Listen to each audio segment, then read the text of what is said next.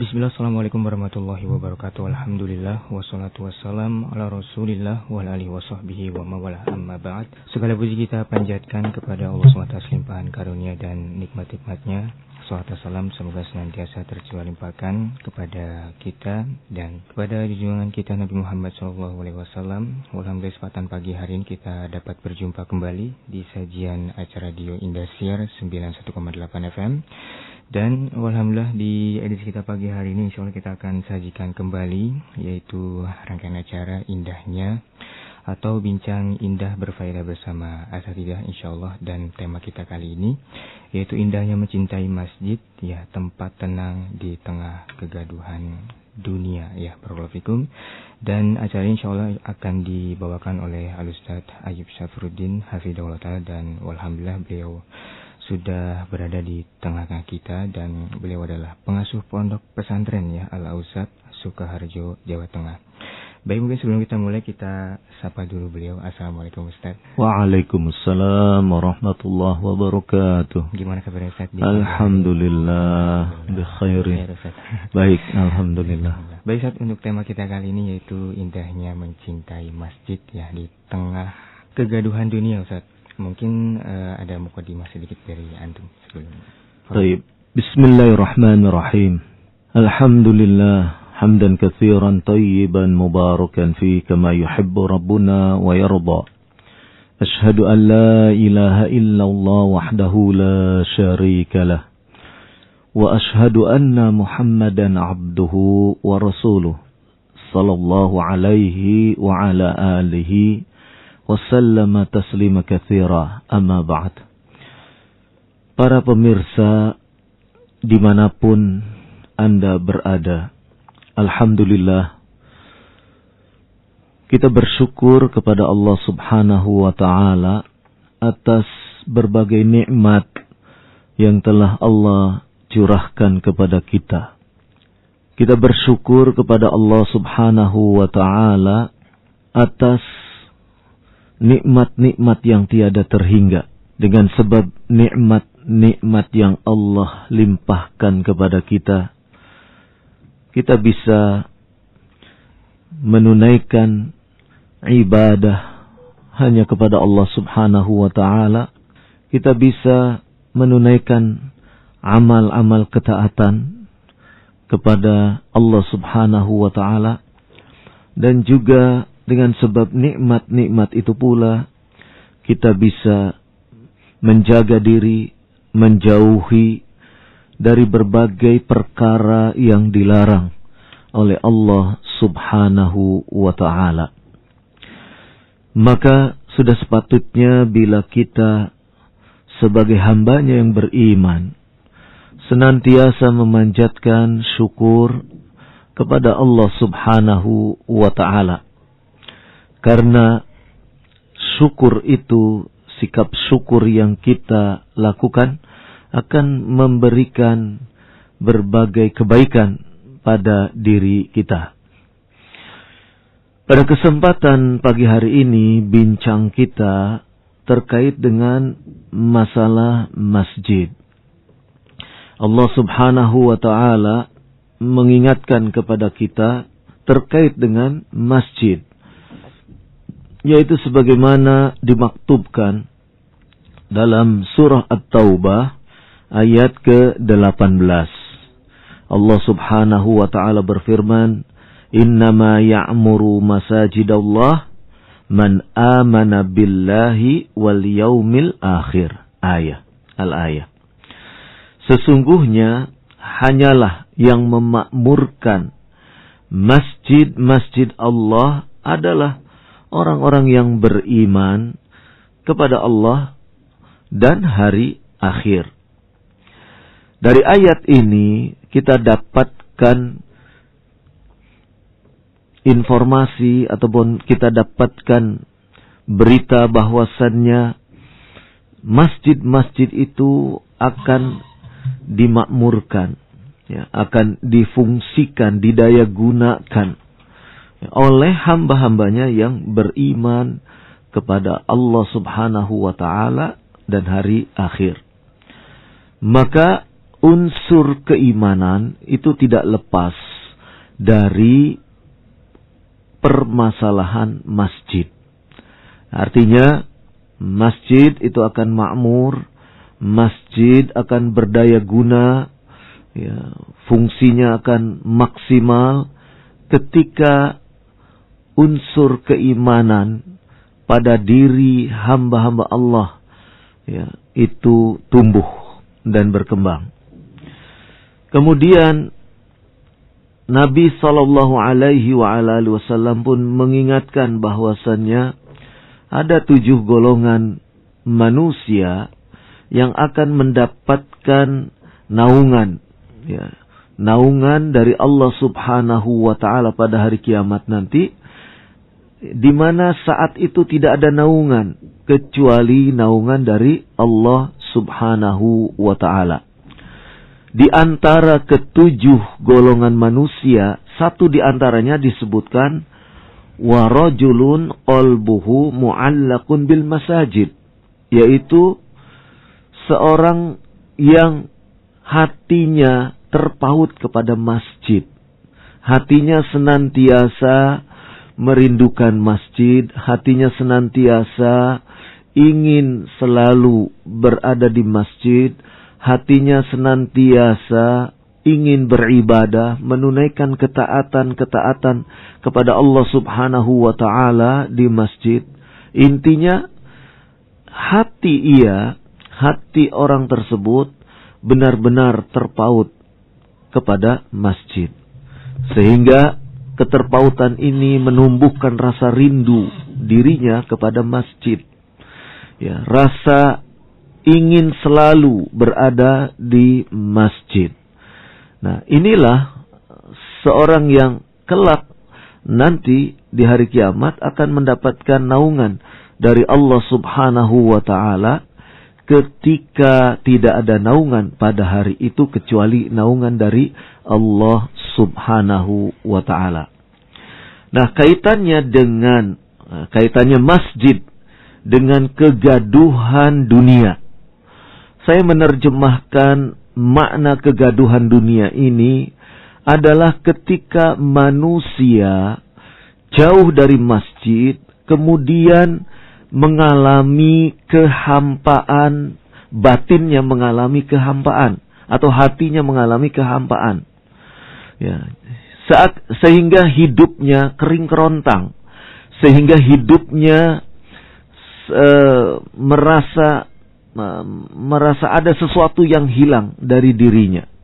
Nah, peran masjid dalam hal ini, ya, karena masjid itu digunakan untuk aktivitas-aktivitas yang positif, aktivitas-aktivitas yang menumbuhkan, menjadikan keimanan bersemi di kalbu seorang hamba atau beberapa orang hamba, maka aktivitas-aktivitas masjid arahnya adalah bagaimana menjadikan manusia, hamba-hamba Allah Subhanahu wa Ta'ala, menjadi manusia yang memiliki kekuatan spiritual, memiliki kekuatan rohani, kekuatan mental, kekuatan moral. Ya, dengan bahasa agama memiliki, ya, ketebalan iman. Ya, karena iman itu yazid wa yankus. Iman itu bisa bertambah dan bisa berkurang. Ya, bertambah dengan menjalankan berbagai ketaatan dan berkurang dengan melakukan kemaksiatan. Na'udzubillah. Jadi fungsi masjid adalah bagaimana mengupayakan agar hati manusia itu hidup, agar hati manusia itu keadaannya subur untuk menerima nilai-nilai agama, ya, nilai-nilai yang sifatnya ilahiyah, ya, wahyu, syariat dan lain sebagainya. Jadi disinilah fungsi masjid memberdayakan dari sisi spiritualitas, ya, manusia-manusia yang tersibukkan dengan kegaduhan dunia.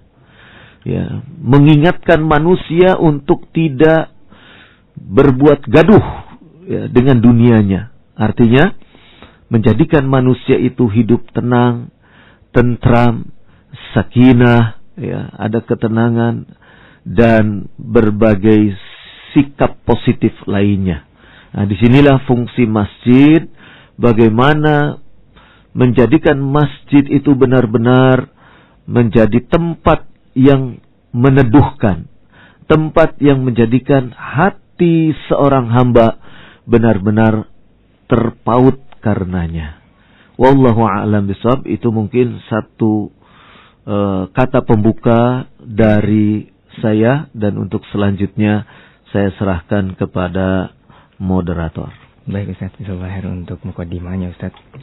Baik, untuk bincang kita di pagi hari ini Ustaz, berkait dengan tema kita, bagaimana sih Ustaz cara menumbuhkan rasa cinta kepada masjid ya di tengah kesibukan modern saat ini Ustaz? Ya, untuk bisa menumbuhkan rasa cinta kepada masjid, tentunya tidak bisa instan ya, kecuali orang yang dirahmati oleh Allah Subhanahu wa Ta'ala. Artinya tidak instan, itu ada proses, ya, proses di mana manusia itu kan tumbuh kembang. Nah, ketika tumbuh kembang itu, ya, bagaimana orang tua atau mungkin guru, para pendidik mengkondisikan keadaan, ya, keadaan anak-anaknya, keadaan diri kita untuk bisa menyambut ketika, ya, usia, misalnya usia remaja atau usia dewasa itu benar-benar mencintai masjid. Sehingga pendidikan untuk menjadikan kecintaan kepada masjid itu bersemi di hati seorang hamba, yaitu pendidikan dari usia dini. Ya, usia dini, usia anak-anak itu sudah dikenalkan dengan masjid. Usia anak-anak sudah didekatkan dengan masjid. Ya. Kalau di dalam syariat, usia 7 tahun anak itu sudah diajak oleh orang tuanya untuk pergi ke masjid menunaikan sholat fardu yang 5 waktu itu. Nah, dari situ akan muncul keterkaitan seorang anak kepada masjid. Jadi pendidikannya itu berproses. Pendidikan untuk mencintai masjid itu berproses. Begitu. Baik Ustaz, yang berikutnya Ustaz, apa peran penting masjid ya dalam membina karakter pemuda muslim ya, ini berkaitan dengan anak muda Ustaz? Ya, kalau masjid berarti sebagai madrasah. Masjid sebagai tempat di mana, ya, hamba-hamba Allah Subhanahu wa Ta'ala atau para remaja khususnya atau anak-anak muda itu mendapatkan siraman hatinya dengan nilai-nilai ajaran-ajaran Islam. Nah, di sini berarti masjid itu harus memiliki peran sebagai tempat yang memberikan pencerahan. Ya, dalam bahasa kita memberikan al-bayan wal irsyad, memberikan penjelasan dan bimbingan. Nah, sehingga dengan demikian masjid itu menjadi tempat untuk rujukan, ya, dikala ada masalah. Ya.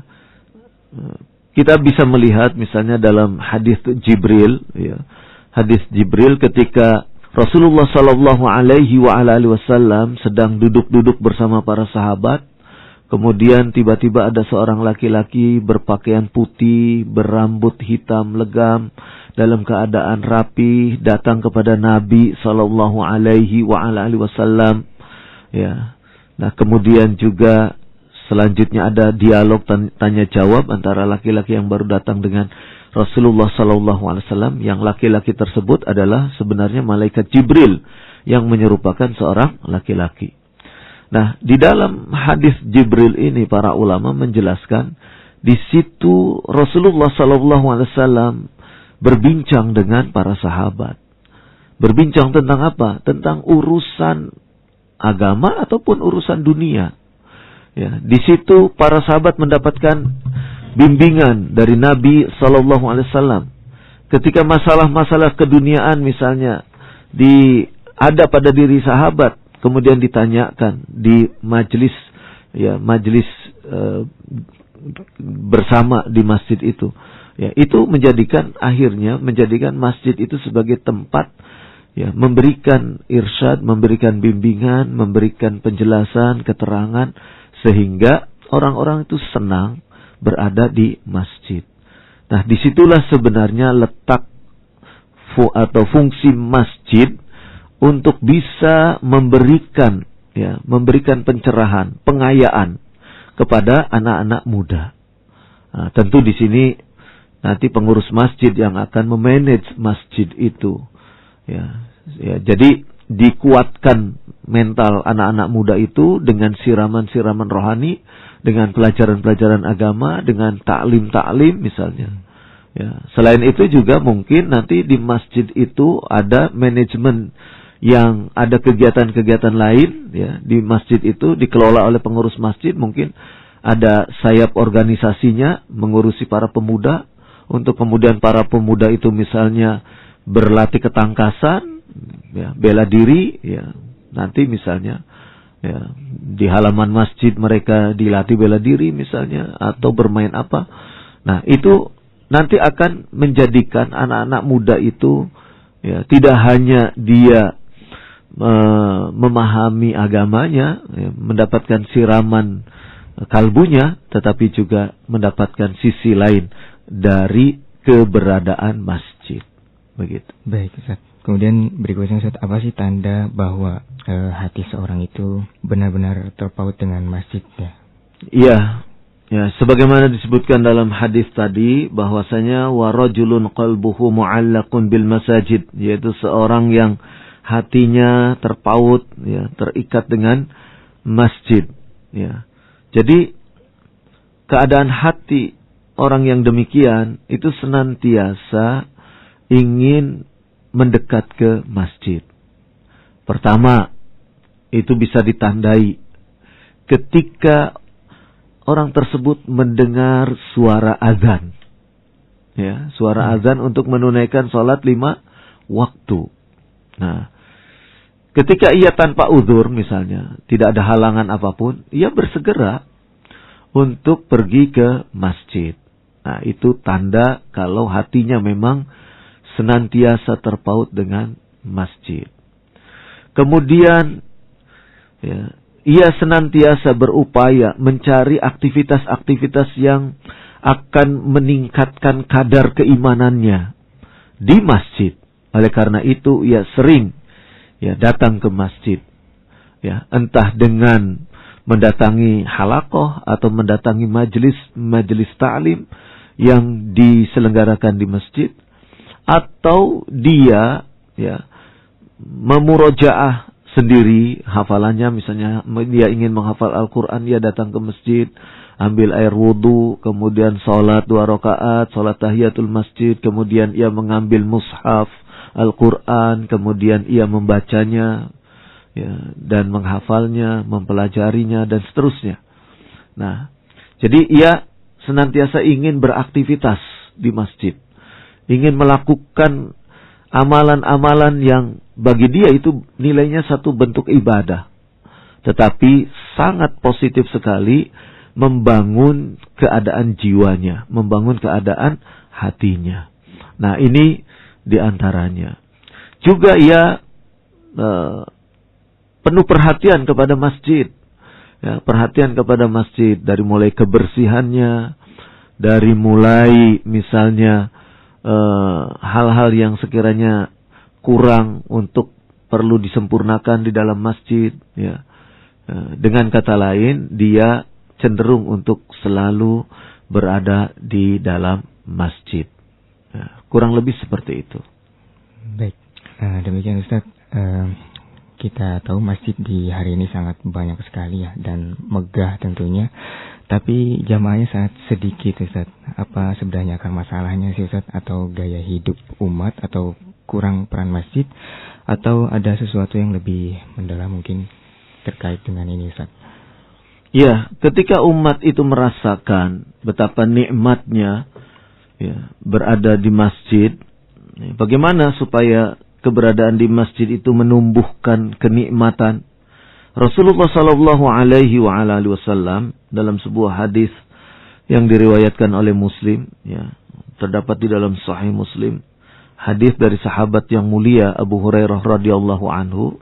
Beliau sallallahu alaihi wasallam bersabda, "Wa majtama'a qaumun fi baitin min buyutillahi yatluna kitaballah wa yatadarasunahu bainahum illa nazalat alaihim as-sakinah wa ghasyiyatuhumur rahmah wa hafathumul malaikah wa dzakarahumullahu fi man 'indah." Dan tiadalah satu kaum, ya, tiadalah satu kaum berada di satu rumah Allah, yaitu di masjid, ya, dari rumah-rumah Allah lainnya.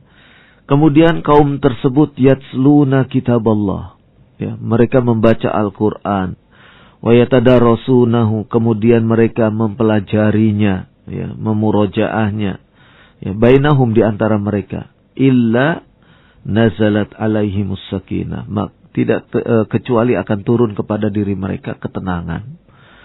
Nah, di sini kita melihat bahwasannya ketika seseorang melakukan aktivitas yang baik, ya, disebutkan dalam hadis ini yatsluna kitaballah, membaca Al-Quran, kemudian mempelajarinya, ya, mempelajarinya, maka yang demikian ini akan turun kepada dia as-sakinah, ketenangan. Nah, dari sisi manfaat inilah seseorang itu nanti akan senang dengan masjid. Apalagi di tengah situasi dunia yang gaduh, ya, manusia itu sangat banyak yang menjadi korban cinta dunia. Ya, manusia sekarang ini banyak korban cinta dunia. Apa itu diantaranya? Diantaranya muncul pada diri mereka kegelisahan, muncul pada diri mereka, ya, sikap galau gitu. Ya, kemudian kekeringan spiritual, ya, mereka seperti ingin mencari sesuatu yang bisa memuaskan batinnya. Begitu. Banyak orang yang stres, mengalami depresi, ya, sedikit masalah sudah tersinggung begitu. Nah, kondisi-kondisi kejiwaan yang semacam ini itu sangat membutuhkan sekali keberadaan masjid. Ya, orang yang dalam keadaan seperti ini datang ke masjid, kemudian ia mendengarkan taklim di sana, atau setidaknya ia membaca Al-Quran di masjid, itu akan memberikan satu bentuk kanalisasi. Nah, artinya untuk menyalurkan, ya, kekeringan jiwanya itu akan terobati dengan membaca Al-Quran. Ya, karena Al-Quran itu adalah syifa, obat. Ya, jadi dengan ia berada di masjid, dengan ia mencoba menekuni membaca Al-Quran, dengan ia berada di masjid menunaikan sholat, kemudian ia berzikir, ya, berzikir di masjid, itu akan memberikan suasana kebatinan yang lain. Nah, suasana kebatinan inilah yang sebenarnya yang sekarang ini hilang, banyak hilang dari sebagian manusia. Ya, kenapa demikian? Karena sibuk dengan dunia. Ya, sibuk mencari sesuatu yang sifatnya materi. Sementara sesuatu yang sifatnya immateri, sesuatu yang sifatnya non materi itu, ya, tidak tersentuh, bahkan terlalaikan, terlupakan. Nah, masjid inilah, ya, tempat yang baik untuk menjadikan suasana kebatinan itu benar-benar tumbuh dan berkembang. Dan dari situlah manusia akan menghadapi hidup ini dengan penuh rasa, ya, ketegaran, dengan penuh rasa kekuatan, ya, karena betul-betul jiwanya itu adalah jiwa yang telah, ya, tersibghah, ya, tercelup dengan nilai-nilai agama itu tadi. Baik Ustaz, kita penasaran juga Ustaz, apakah mencintai masjid itu otomatis berarti kita rajin hadir, ya, ke masjid? Bagaimana dengan orang yang rajin ke masjid tapi mungkin akhlaknya itu, ya, tetap tidak berubah dan masih saja tetap melakukan sesuatu hal yang mungkin tidak diridhoi oleh Allah Subhanahu wa taala? Apakah indikator cinta masjid yang hakiki itu seperti apa? Ya, di satu sisi seseorang mungkin sering ke masjid, tetapi dalam hal perilaku masih kurang memadai misalnya. Betul. Iya, maka dalam hal ini dia datang ke masjid sudah tepat.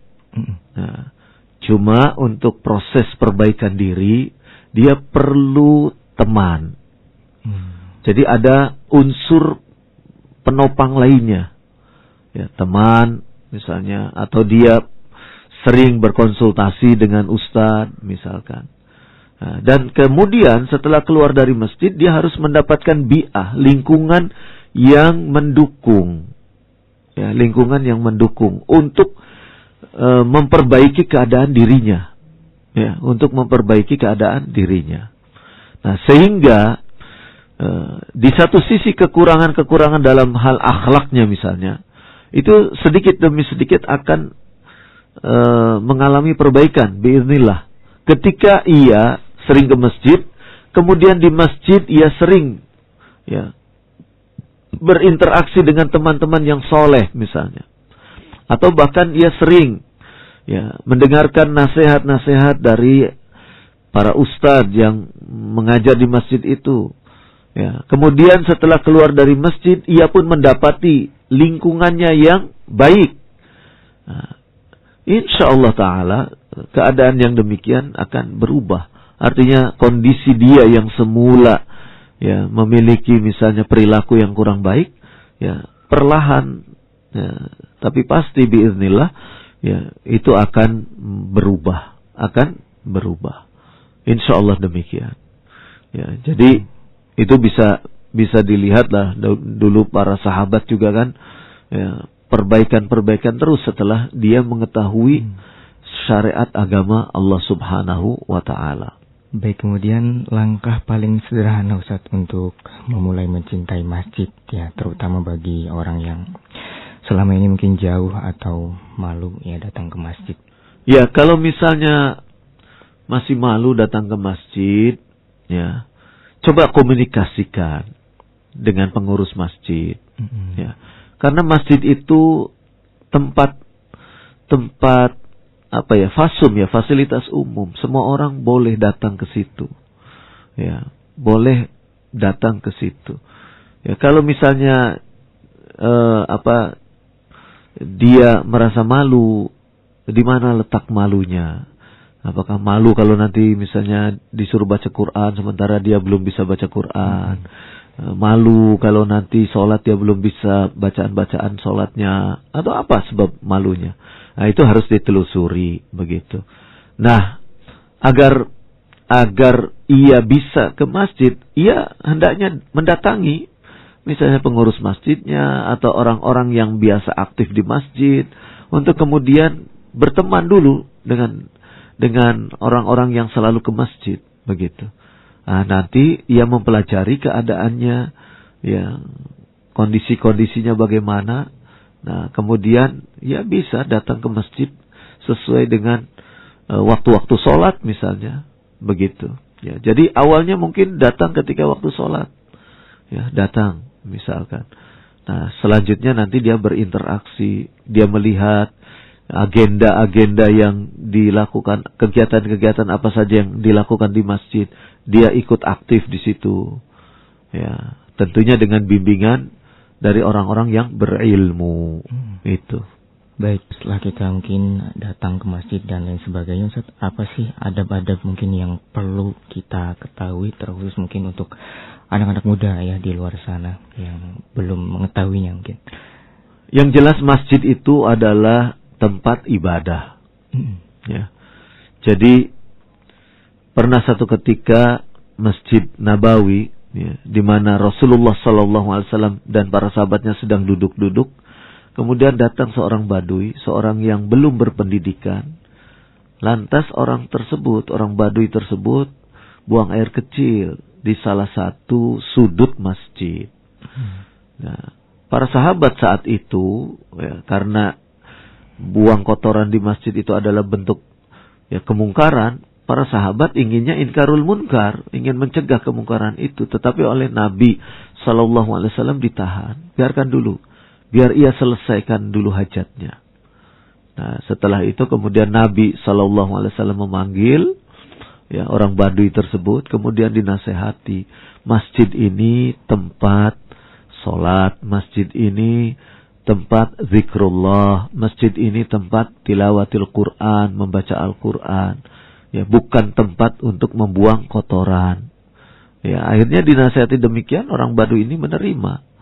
Nah, adapun najisnya, najis kotoran dari orang Baduy ini, Nabi SAW meminta kepada seorang sahabat untuk mengambilkan ya, satu ember air untuk kemudian disiramkan di tempat di mana najis itu ditumpahkan. Ya, selesai semua masalah begitu. Dan orang Baduy ini menerima nasihat. Nah, dari sini kita dapati bahwasanya fungsi masjid itu adalah bukan untuk buang kotoran. Artinya kita harus menjaga kebersihan masjid. Ya, tidak boleh misalnya ya sementara ini kan banyak orang duduk di masjid ya tangannya iseng ya kan. Ya, iseng motongin mengelupasi kulit atau kuku ya kan. Betul, atau ya iseng lah tangannya begitu kan. Nanti dia bangun tiba-tiba udah terkumpul tuh potongan-potongan kulit, kuku dan lain sebagainya nyampah, ya sampah di lantai masjid. Nah itu juga tidak boleh buang kotoran seperti itu. Ya, jadi ya, kita sebagai seorang Muslim harus bisa menjaga kebersihan masjid, karena kebersihan masjid itu akan terkait dengan kenyamanan seseorang untuk beribadah, kenyamanan seseorang untuk ya, menunaikan ibadah itu nyaman atau tidak, diantaranya adalah melalui dengan sebab kebersihan yang terjaga. Nah, itu diantaranya bagaimana masjid itu harus kita jaga. Dan itu adalah salah satu adab. Ya, adab lainnya kalau kita masuk masjid, ya hendaklah sholat 2 rakaat yang disebut dengan sholat tahiyatul masjid. Jangan duduk dulu sebelum menunaikan sholat 2 rakaat misalnya. Kemudian adab-adab yang lainnya yang tidak gaduh di masjid, ya tidak teriak-teriak, ya tidak mengumumkan barang kehilangan misalnya, tidak jual beli di masjid dan seterusnya. Itu terkait dengan adab-adab di dalam masjid. Kalau ada yang sedang sholat misalnya, ada yang sedang sholat, kita sedang baca Quran, baca Qurannya itu diperlahankan, jangan sampai mengganggu orang yang sholat. Begitu. Itu bentuk bagaimana kita menjaga adab di dalam masjid. Begitu. Jadi orang baca Quran saja dipelankan begitu, karena ada yang sholat. Begitu. Baik, mungkin ini pertanyaan penutup atau bincang kita penutup di kesempatan pagi hari ini, Ustaz. Kita tahu bahwa dunia ini mungkin semakin bising dan gaduh ya, Ustaz. Apa yang harus kita lakukan, Ustaz, agar masjid ya tidak sekedar menjadi bangunan saja, tapi benar-benar menjadi tempat pulang seseorang, Ustaz? Iya, menjadikan masjid itu sebagai tempat pulang, saya maknai masjid itu menjadi rujukan, ya, merujuk ya. Artinya segala sesuatu kita kembali ke masjid, begitu. Kita ingin istilahnya merawat iman, merawat amalan-amalan kita, ya, di antaranya kita kembali ke masjid, ya, dengan melalui apa? Melalui halakoh-halakoh, ta'lim-ta'lim atau majelis-majelis yang mungkin sudah teragendakan di masjid tersebut. Kemudian dengan membaca Al-Quran, dengan banyak berzikir, ya. Kemudian juga mungkin banyak bersedekah di dalam masjid, bisa saja. Ya, bersedekah di dalam masjid bisa saja itu. Misalnya di antara jamaah itu ada yang fuqara wal masakin, orang-orang fakir dan miskin, atau mungkin ada anak-anak yatim yang perlu disantuni dan seterusnya. Jadi ada amalan-amalan yang bisa kita lakukan di dalam masjid. Atau mungkin kita juga menaruh perhatian ke masjid dalam hal keadaan fisik masjid. Kalau kita memiliki rezeki, ya misalnya ada lampu yang putus di masjid, ya mungkin kita bisa membelikannya. Ya, ada sesuatu yang kurang misalnya, kita bisa menginfakkan harta kita untuk keperluan masjid. Sehingga masjid itu benar-benar secara fisik itu nyaman. Membuat nyaman orang yang berada di dalamnya. Nah, nanti keadaan psikisnya, keadaan hatinya, keadaan jiwa orang itu disirami dengan itu tadi, pembahasan Al-Quran, mengaji, membaca Al-Quran, terus kemudian dengan ta'lim, dengan nasihat-nasihat, itu akan menjadikan hati semakin tenang. Nah, dari situlah kemudian masjid itu akan dijadikan sebagai tempat berpulang dari titik awalnya di situ, di masjid. Wallahu a'lam bishawab. Baik, demikian para pendengar dimanapun Anda berada, bincang kita di pagi hari ini ya sudah selesai bincang kita bersama Ustaz Ayyub Safruddin hafizahullah taala. Kita ucapkan jazakallahu Ustaz atas faedah-faedah yang antum berikan untuk kita semua. Dan mungkin kita akhiri pamit undur diri dari ruang dengar Anda. Walafu minkum subhanakallahumma bihamdika asyhadu an la ilaha illa anta astaghfiruka wa atubu ilaik. Wassalamualaikum warahmatullahi wabarakatuh.